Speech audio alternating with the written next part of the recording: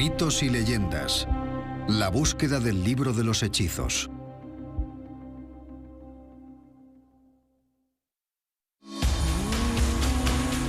Una leyenda habla de la existencia de un libro de magia desde hace 5000 años. Fue el legado de un dios egipcio y contiene hechizos que pueden predecir el futuro. Se llama el libro de Thoth. Y su contenido es muy misterioso. Algunos dicen que contiene rituales antiguos usados por organizaciones secretas. Todo aquel que es admitido en la orden ha de morir simbólicamente y renacer. Otros dicen que otorga a sus lectores el poder de adivinar el futuro mediante las cartas del tarot. El libro del tarot original estaba grabado en unas tablas de oro y era el libro de Thoth. Y según otros, el libro ofrece a sus seguidores un mundo de amor libre y drogas, elemento central de la cultura del rock and roll de los años 60. Personas famosas del mundo como los Beatles o los Rolling Stones están muy interesados en estas cosas. Pero ¿cuál es la verdad del libro de Thoth? ¿Qué esconde en sus páginas? ¿Existe siquiera? En Egipto, expertos siguen buscando respuestas. Esta es la historia de la búsqueda para descubrir la verdad sobre el que, según algunos, es el libro más importante jamás escrito.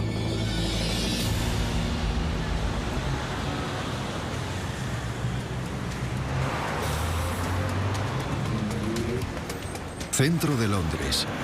En esta ajetreada ciudad se esconden librerías especializadas en lo oculto y el esoterismo.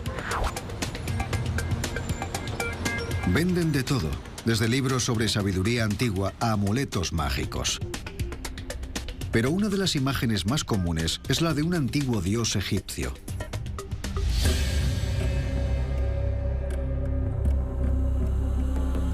Se llama Thoth y es una extraña figura con cuerpo humano y cabeza de animal.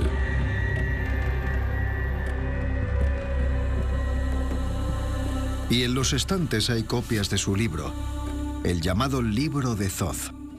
5000 años después de que se escribieran los libros de Thoth originales, siguen cautivando a la gente. A mí me han pedido que participe en conferencias donde las imágenes sobre el escenario y en las tarjetas identificativas son la figura de Thoth. Pero ¿quién era Thoth? ¿Y por qué un texto que data de la época de las pirámides sigue causando tal efecto incluso hoy en día? La respuesta se esconde en una enrevesada historia que tuvo lugar a miles de kilómetros de distancia, en el norte de África.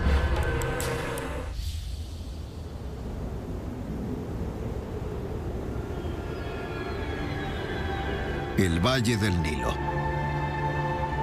Durante años, en lugares de todo Egipto, arqueólogos han ido descubriendo la que probablemente fuera la mayor civilización del mundo antiguo.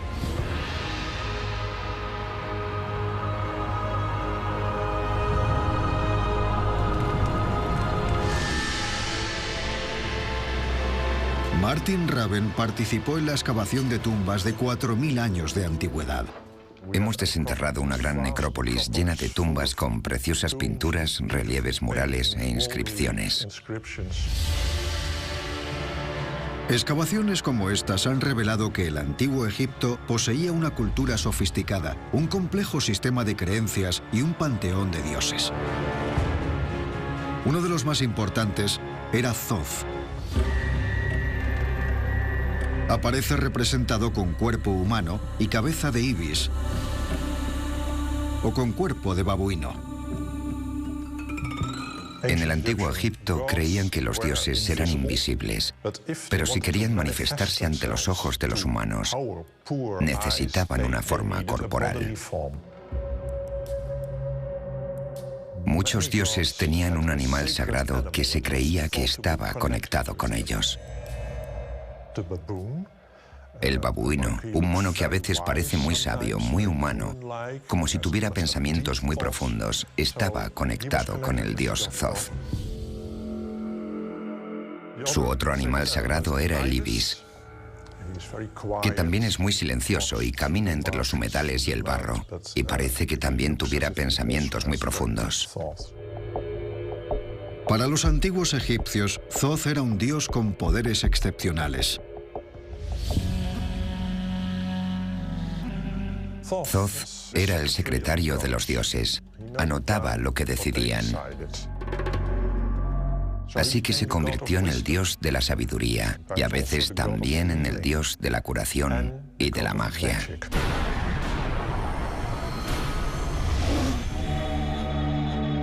Según cuenta la leyenda, Thoth dejó a los mortales el legado de su magia en un libro que otorgaba a sus lectores poderes increíbles. Según la literatura del antiguo Egipto, el libro de Thoth contiene una sabiduría mágica, esotérica y secreta que permitiría a un individuo comunicarse con los dioses, hablar con los animales y acceder al más allá. Tal era la reputación del libro de Thoth que su fama se extendió por el mundo antiguo.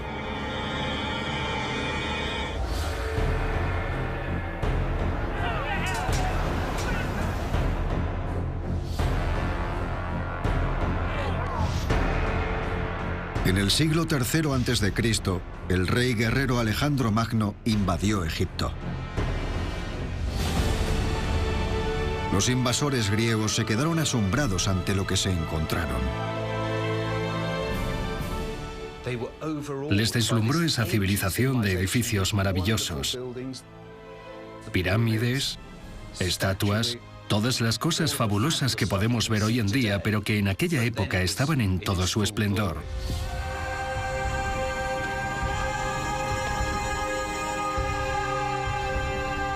Quedaron tan impresionados que adoptaron gran parte del credo egipcio, incluidos algunos de sus dioses. Uno de ellos era Thoth.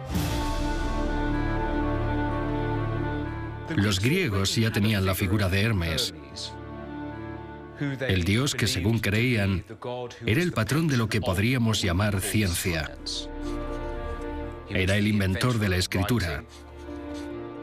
Así que se encontraron con la figura de Thoth, que según los egipcios, también era el inventor de las matemáticas y la geometría, que les habían permitido construir las pirámides. Así que los griegos asociaron su figura de Hermes a la figura de Thoth del antiguo Egipto. Los griegos declararon que Thoth y Hermes eran el mismo dios.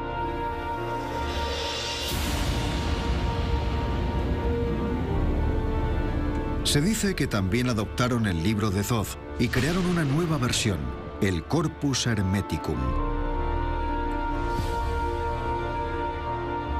Pero en el nuevo libro se colaron influencias griegas. El texto egipcio original y el nuevo texto griego se confundieron. Y así, mientras la cultura griega engullía a la egipcia, el texto original de Thoth sencillamente desapareció. Los griegos fueron seguidos por los romanos. La sabiduría del Corpus Hermeticum fue absorbida por la cultura romana antigua. Pero entonces se produjo un cambio crucial.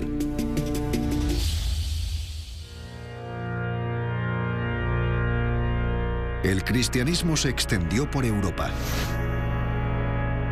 Las referencias a dioses paganos como Thoth y Hermes fueron prohibidas.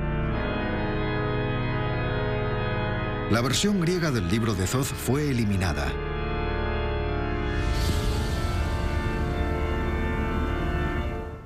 Con la aparición del cristianismo, sobre todo cuando fue adoptado como religión oficial por el Imperio Romano, sustituyendo así a la antigua filosofía pagana.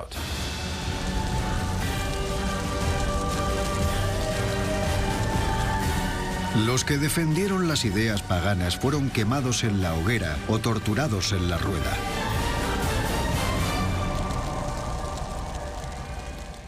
Los estragos causados por la intolerancia provocaron la pérdida del Corpus Hermeticum. Primero se había desvanecido el libro de Thoth original en Egipto. Luego la versión griega, el Corpus Hermeticum, también desapareció.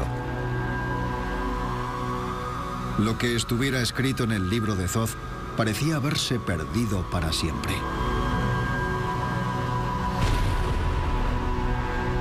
Pero entonces se produjo otra revolución en el pensamiento occidental.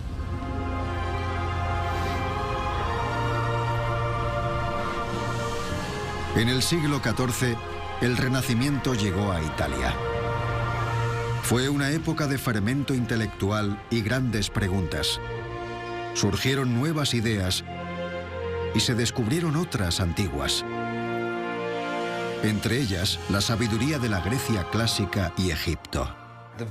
El propio nombre del movimiento lo indica, Renacimiento.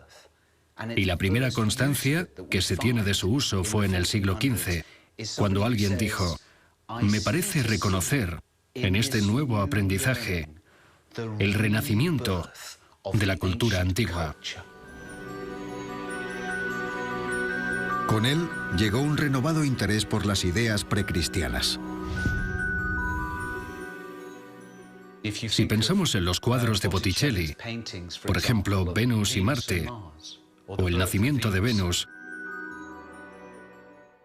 son dioses paganos que estaban siendo pintados por primera vez en Europa desde hacía miles de años. Este nuevo interés en la sabiduría del pasado dio lugar al redescubrimiento de la versión griega del libro de Thoth, el Corpus Hermeticum. Para la cultura cristiana de la época fue un hallazgo explosivo.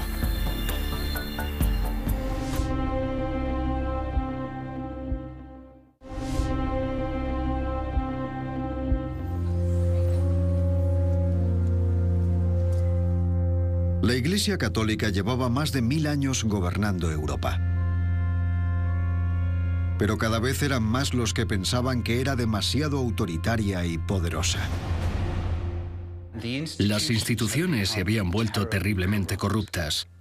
El oficio del Papa había quedado totalmente desacreditado. Las bulas se compraban y vendían. La Iglesia había perdido el respeto incluso del pueblo llano.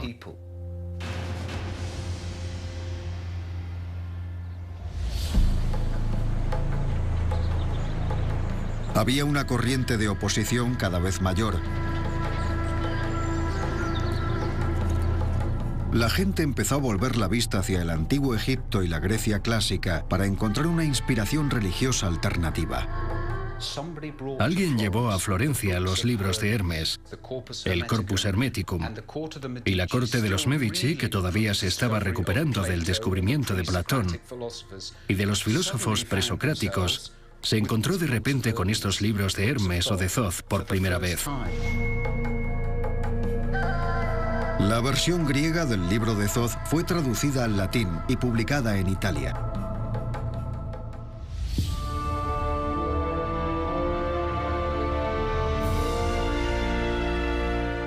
Se convirtió en uno de los libros más influyentes de la época. Se hicieron varias ediciones durante el siglo y medio siguiente. Puede que no fuera el texto egipcio original, pero hizo que por el mundo renacentista se extendiera una ola de optimismo.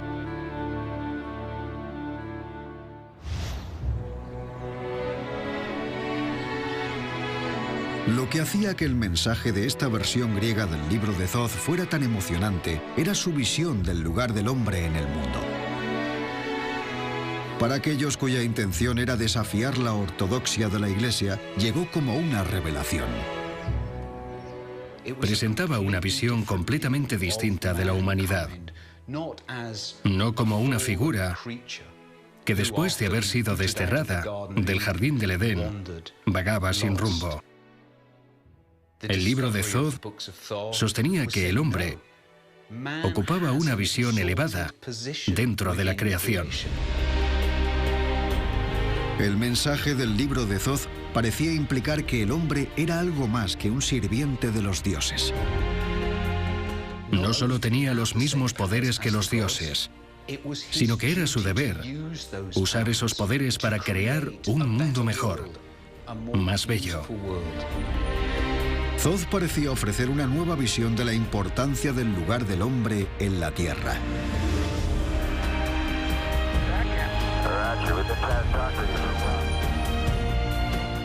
Los libros de Thoth dicen que el hombre está a medio camino entre los ángeles y los animales y tiene un papel muy especial. Es un co-creador junto a Dios y debe crear objetos de belleza, siguiendo el ejemplo de Dios tal y como Él lo hizo.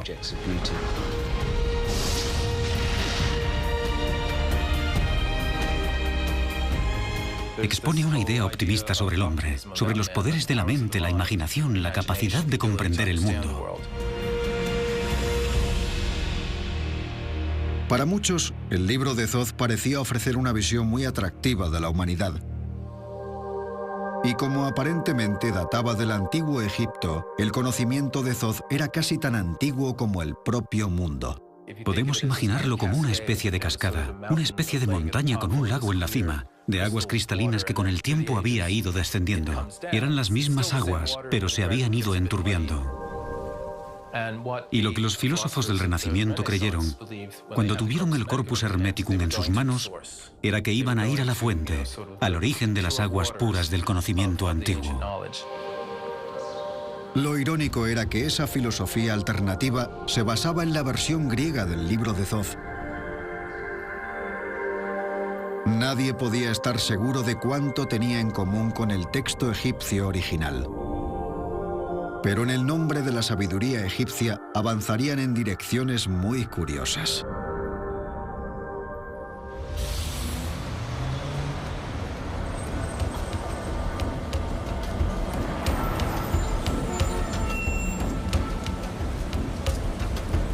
A principios del siglo XVIII se estableció en Londres la primera gran logia masónica, la que llegaría a convertirse en la sociedad secreta más poderosa de todos los tiempos. Una organización de políticos, presidentes, líderes empresariales y cívicos.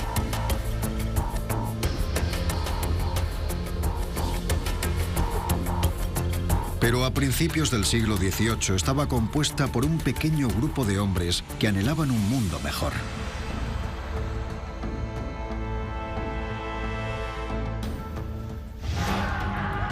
Era una época de guerra e intolerancia. Había luchas entre Inglaterra y Escocia, entre católicos y protestantes. El período inicial de la francmasonería fue uno de gran inmoralidad. En política y religión había muchísima corrupción. Ellos intentaban buscar un modo de unir al pueblo para olvidar esas diferencias. Los primeros masones buscaron inspiración a su alrededor y la encontraron en el redescubrimiento que el Renacimiento hizo del mundo antiguo.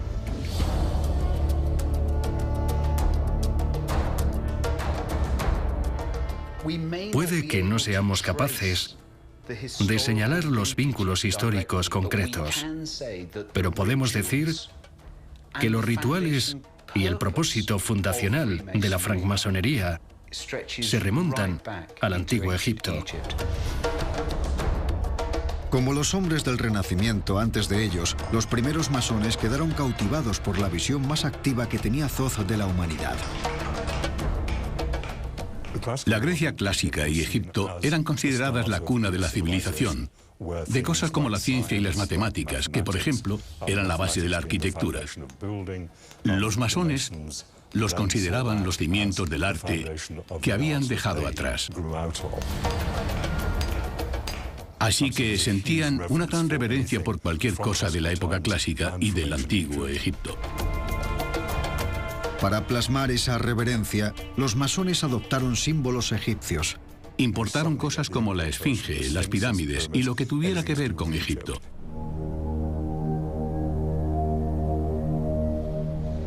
Ahora nos encontramos en la sede de la francmasonería en Londres. Y la logia número 10 es un soberbio ejemplo de arquitectura egipcia contenida.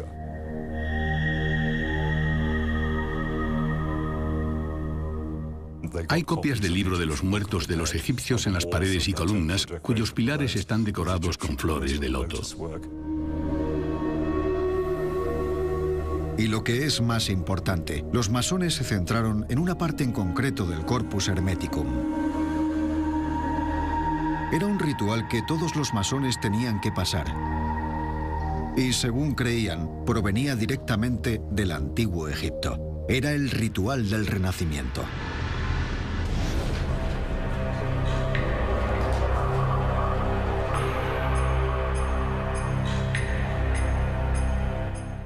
Todo aquel que es admitido en la orden ha de morir simbólicamente y renacer como una nueva persona.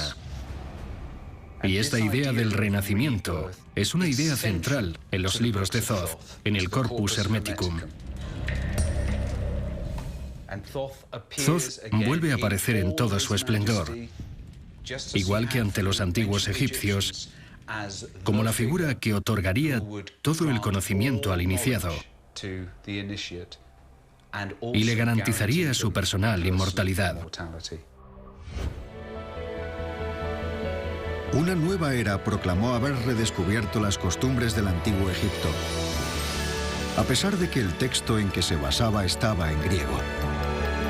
Pero nadie podía saber qué había en el libro de Thoth original. Como resultado, pronto aparecerían varias versiones diferentes.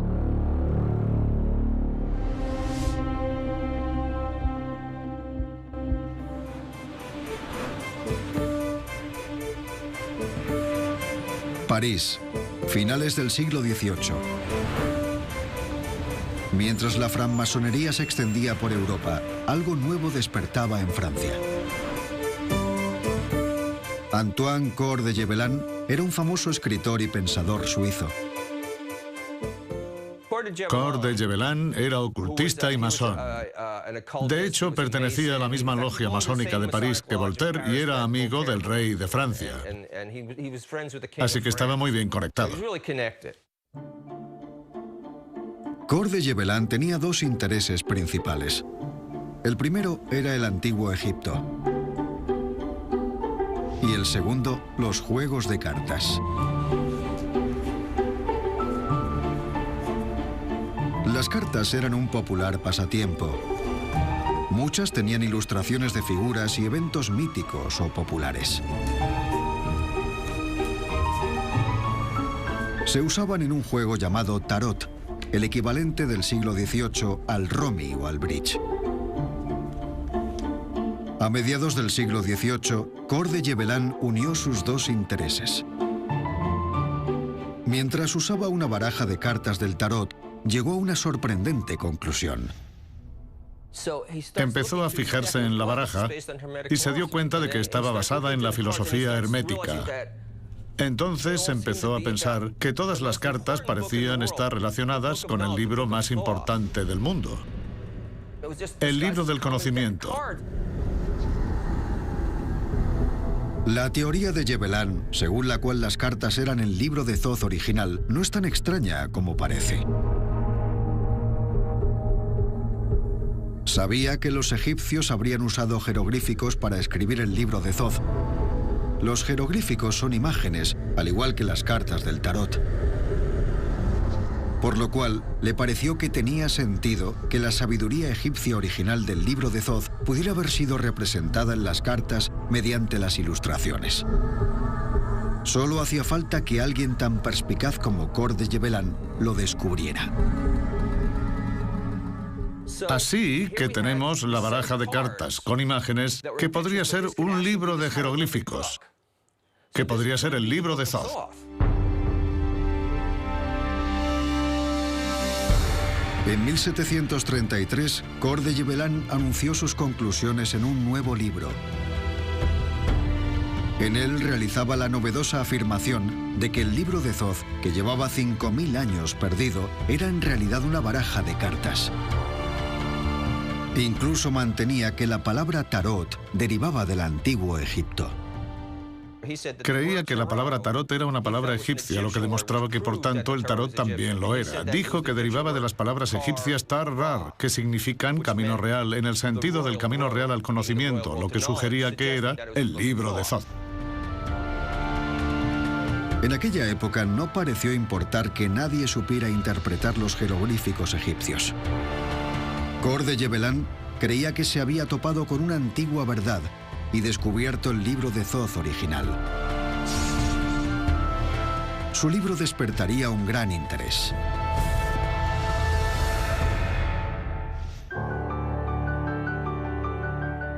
Un hombre que quedó cautivado por él fue un vendedor ambulante, maestro y espiritista llamado Jean-Baptiste Alliet.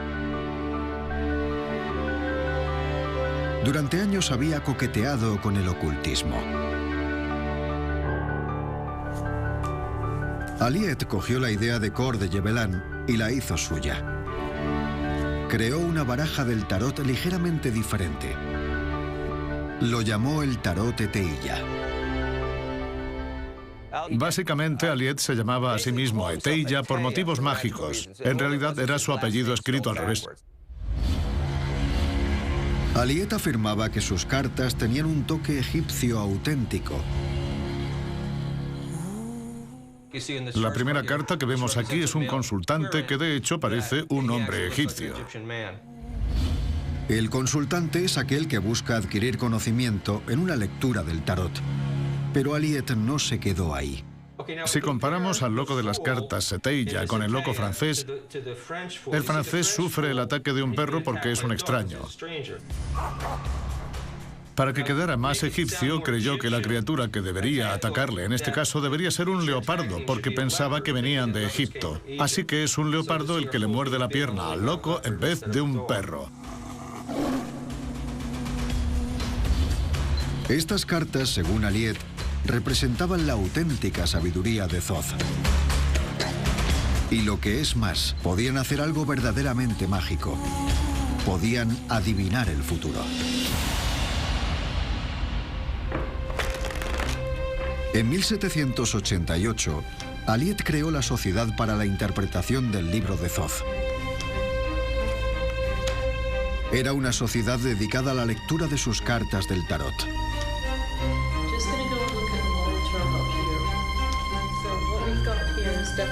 Casi 2000 años después de su desaparición, afirmaban que la versión original, la versión egipcia del libro de Thoth, había reaparecido gracias a la labor de dos franceses. La leyenda del libro de Thoth había dado un nuevo giro. Pero pronto habría una versión más del libro.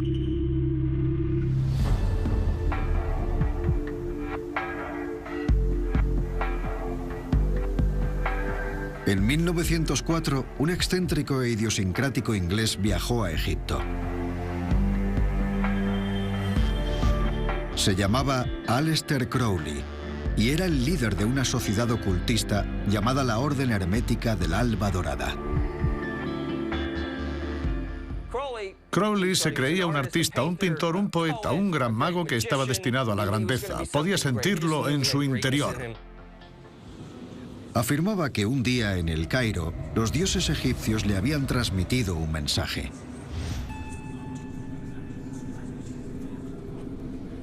Dijo que a lo largo de 3 días había experimentado una serie de revelaciones.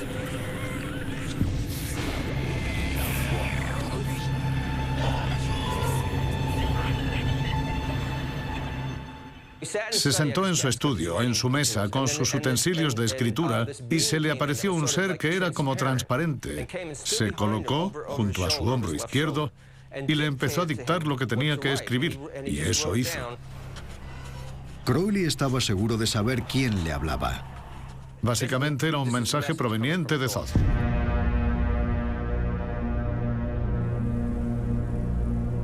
Crowley tituló el texto El Libro de la Ley. Si contaba la verdad, sería la versión más auténtica del libro de Thoth hasta el momento. Provenía del propio Dios.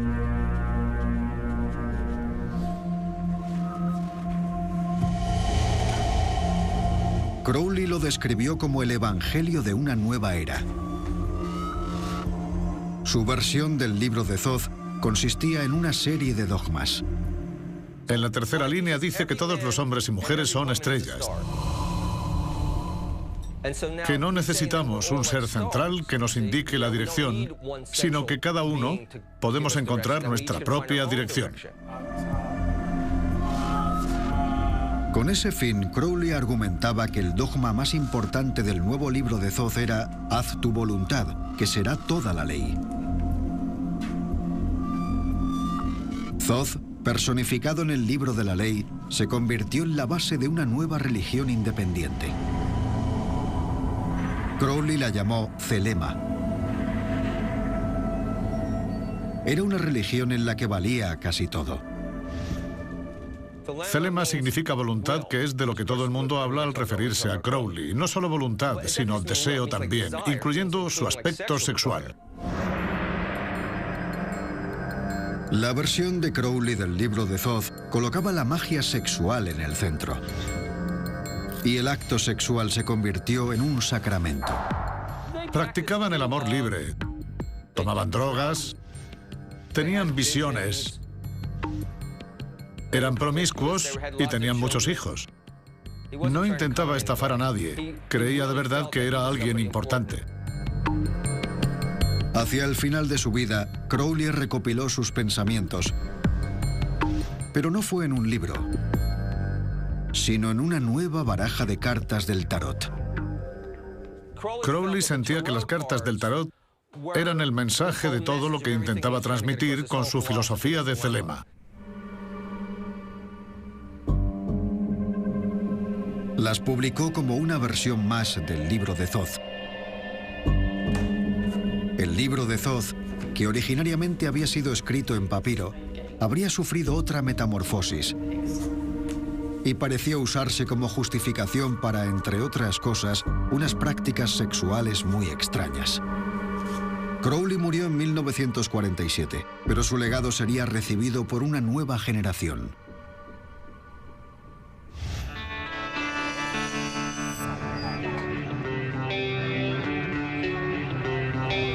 Los años 60, Gran Bretaña. La versión de Crowley del libro de Thoth fue adoptada por la contracultura del rock and roll. El significado de lo que antaño había sido el libro de Thoth era algo totalmente confuso. Había 4 posibles versiones del libro de Thoth y su magia. La antigua versión griega, el Corpus Hermeticum, traducida al latín y aceptada durante el Renacimiento. La versión de Aliet del siglo XVIII, una baraja de cartas del tarot que, según afirmaba, era la representación del texto jeroglífico original. La versión libertina de Crowley, una baraja de cartas del tarot que, según decía, era un mensaje del propio Thoth.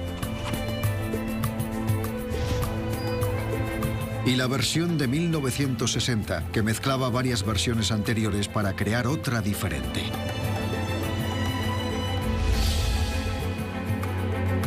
Cuatro versiones completamente diferentes que afirmaban representar el auténtico libro de Thoth.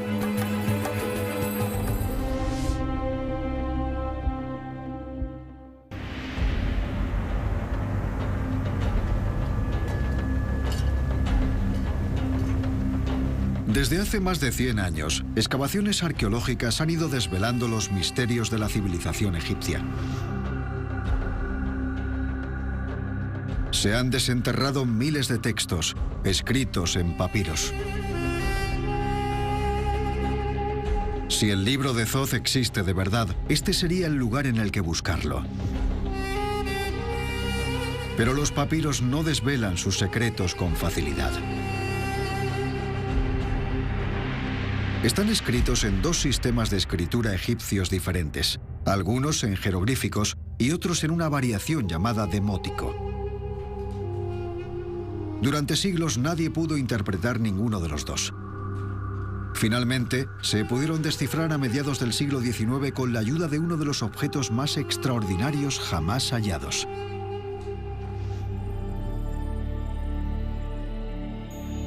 La piedra Rosetta.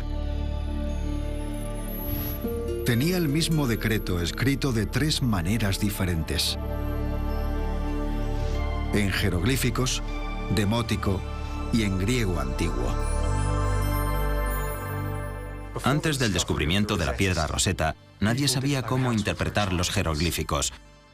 Básicamente eran dibujos muy pequeños, así que la gente intentaba describir lo que veía, tratándolos como símbolos. Por ejemplo, el pájaro está en la casa con el hombre, etc. Eso no se parecía demasiado a lo que los egipcios estaban intentando transmitir en realidad. La piedra Rosetta cambió todo eso. La parte griega podía traducirse. Las que estaban en jeroglíficos y en demótico decían lo mismo. Así que los expertos podían recurrir a la parte en griego para averiguar lo que decían los jeroglíficos. Así descifraron el código. Gracias a la piedra Rosetta, los expertos pudieron poco a poco interpretar los miles de fragmentos de papiros, obteniendo así resultados intrigantes. En los fragmentos recopilados y traducidos, los egiptólogos han encontrado referencias explícitas al libro de Thoth y también referencias a la magia.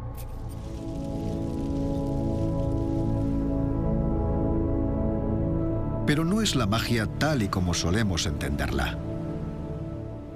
La gente pensaba que era un milagro que la luna no se precipitara sobre la Tierra, o incluso el sol, que hubiera un cambio entre el día y la noche. Así que la magia del libro de Thoth no ayudaba a predecir el futuro. Era sencillamente una manera de comprender el mundo. La magia es una manera de encontrarle sentido al mundo invisible. Cosas como el cambio de estaciones, que el día y la noche se sucedan, y también las enfermedades. Todas esas cosas cuya causa no eran capaces de identificar. Podías estar vivo un día y muerto al siguiente. Y eso explicaba que la gente buscara ayuda en cualquier ámbito posible. Por eso la magia era tan increíblemente importante para ellos. En los papiros también encontraron referencias a hechizos. Pero una vez más, no eran hechizos como solemos entenderlos. No eran mágicos.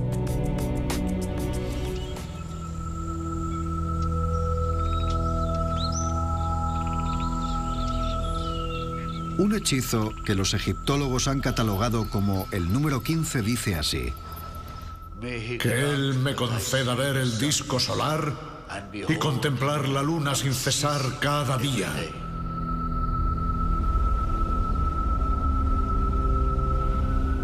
El hechizo número 31 trata sobre una amenaza habitual. Atrás, retrocede, atrás, cocodrilo, no te enfrentes a mí porque vivo por mi magia. Así que no son hechizos diseñados para tener un efecto extraordinario. Son más como plegarias. La palabra hechizo no sirve de gran ayuda, porque es la terminología propia que se ha impuesto a la literatura del antiguo Egipto. ¿Significa todo eso que las últimas interpretaciones del libro de Thoth, que ven en él poderes mágicos y sobrenaturales, están simplemente equivocadas?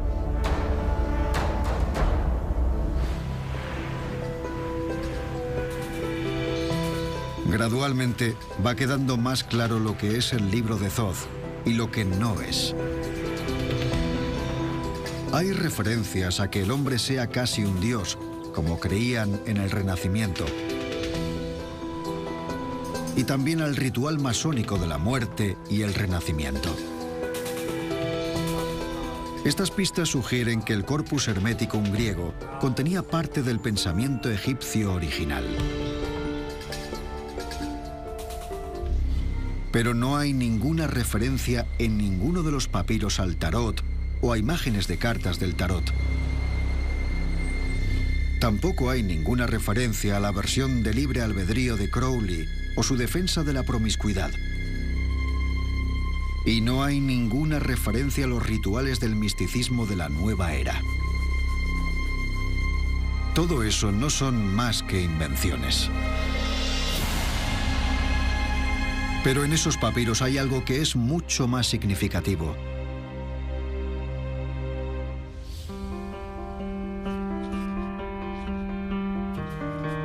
Hoy en día los expertos se preguntan si el libro de Thoth existió alguna vez como un objeto físico. A pesar de las menciones, no estamos convencidos de que exista un libro de Thoth que podamos encontrar algún día. Las referencias al libro de Thoth parecen metáforas de la colección de la literatura religiosa del antiguo Egipto en su totalidad.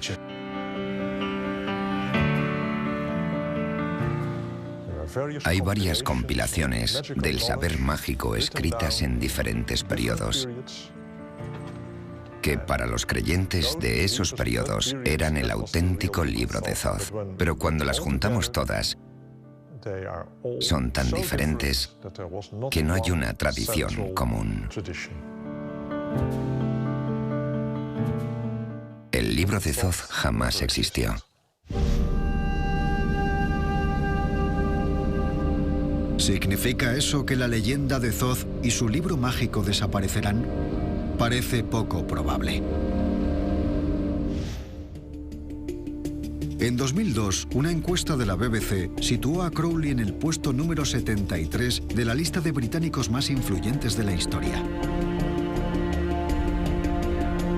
Y una nueva generación está ensalzando las leyendas del antiguo Egipto. Nuevas películas y videojuegos se inspiran en el antiguo Egipto. Y aunque no exista ningún libro de Thoth, eso no impedirá que una nueva generación crea en él.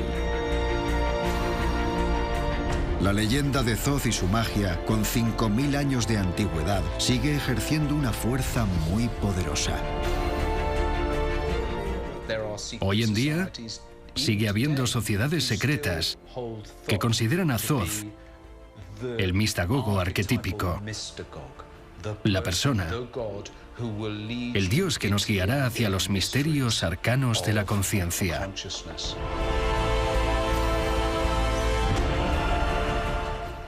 Es muy extraño. Pero parece que Thoth tiene algo diferente que decir cada siglo. Se ha convertido en una figura central para la gente que cree que hay algo más en este mundo de lo que puede explicar la ciencia.